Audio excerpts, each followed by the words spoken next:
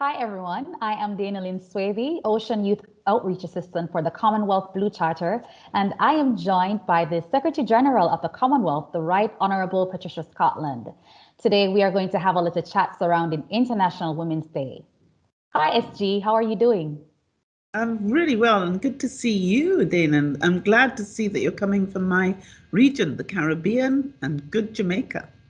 Absolutely. I'm happy to be joined and connecting with you as well as my neighbor over in Dominica. All right, so I wanted to ask you, SG, International Women's Day is celebrated every year. What does this occasion mean to you as a woman leader within the Commonwealth? Well, I think one of the most important things about International Women's Day is it allows us to have a focus on women's contribution, not just to the Sustainable Development Goals, but to our world. So often the contribution of women has not been adequately highlighted, and they have been the silent innovators, deliverers, change makers, which have gone unheralded and uncelebrated. So this day, once a year, gives us an invaluable opportunity to celebrate the wonderful women of the world, the wonderful women leaders, and the change makers. And there have been so many change makers in the past. If you can think of Eleanor Roosevelt and the Universal Declaration of human rights, incredibly important to all of us in our Commonwealth, and it's still important today. But how many people understand that it was a woman who kicked that whole debate off? And then you look at the international system that we now are blessed with a number of great international leaders.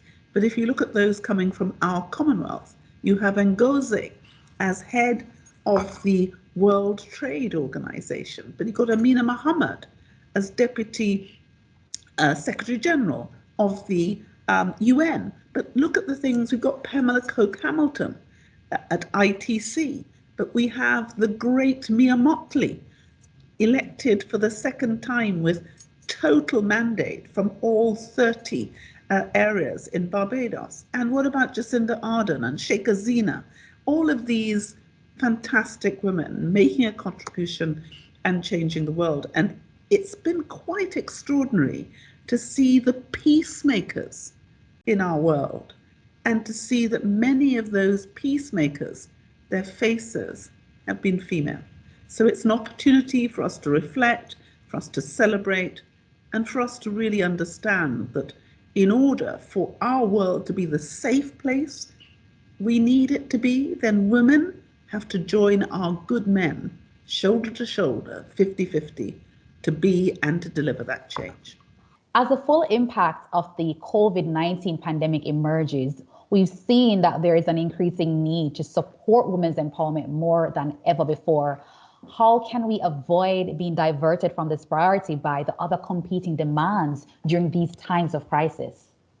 I think one of the most critical things is to make sure that the consideration of women and gender is not an add-on, but it's an integral part of every decision we make. And we do think about the holistic impact. What does it mean for our men? What does it mean for our women? What does it mean for our young people? So what we in the Secretariat are doing is we're mainstreaming gender and mainstreaming youth so that we really understand the impact. Because if we look at this pandemic, it has been heartbreaking that it hasn't just been COVID-19 that has killed so many of us. If you look at what has happened because of lockdown, where so many women and children have been locked into their homes with their abusers, in some countries we've had a 500% increase in the calls to our domestic violence and sexual abuse helplines. And so where we've got a situation where 1 in 3 women in our world is affected by sexual or domestic violence, that has been a silent pandemic, which has been going on generationally and which is exacerbated during this time of COVID-19 pandemic. So it just means that we have to integrate women and thinking about the impact on women on everything we do, not just on International Women's Day. We have to plan, we have to build in policy directives, and we have to deliver, not just have the policy, but have the implementation structure, which will be the difference we need to save children and young people's lives, but disproportionately those lives of young women and young girls who are being disadvantaged more than, unfortunately, our young men and our men.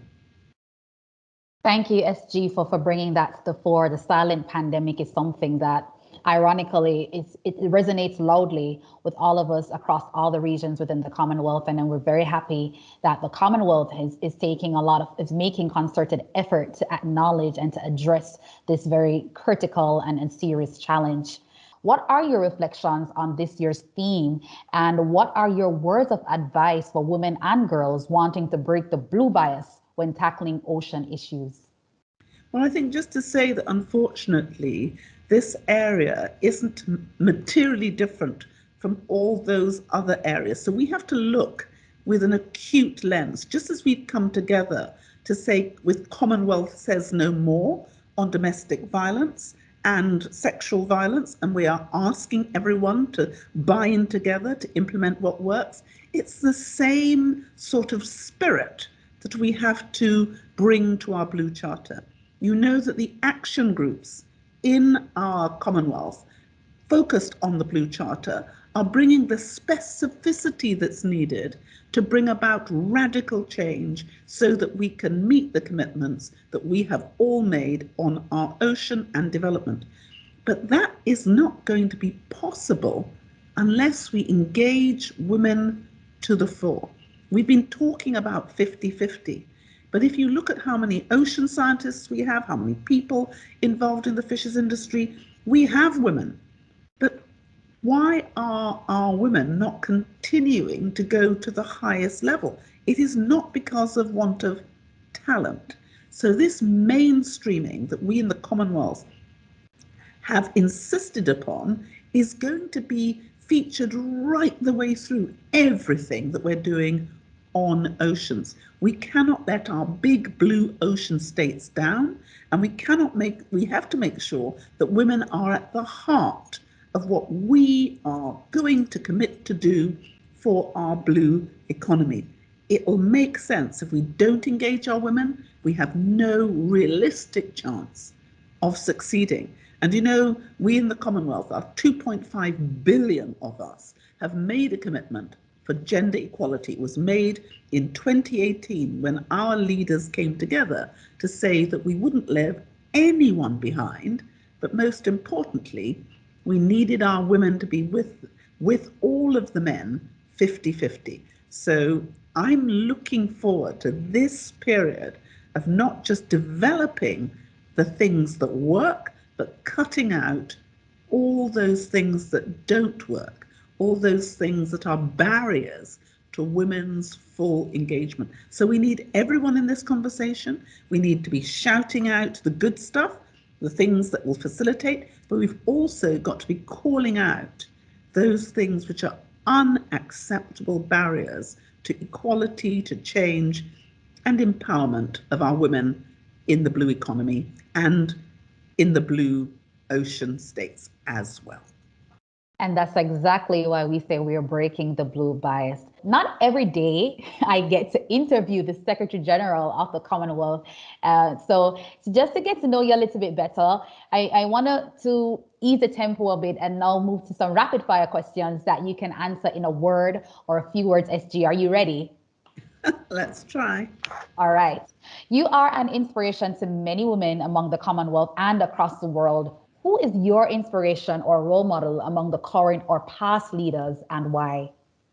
Well, the first thing to say is I have so many role models that it would be invidious almost to choose one. But you will also know that I'm a woman of faith.